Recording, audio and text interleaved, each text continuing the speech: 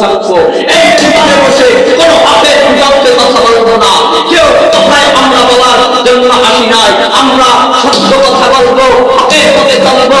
Cow ভয় পাই আমরা কথা বলি না, আমরা কাউকে ভয় পেয়ে কথা বলি না।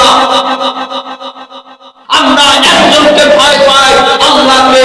আসলে আগের মতো বাঁচবো, সিংহের মতো বাঁচবো, বিড়ালের মতো বাঁচার আমার দরকার নয়।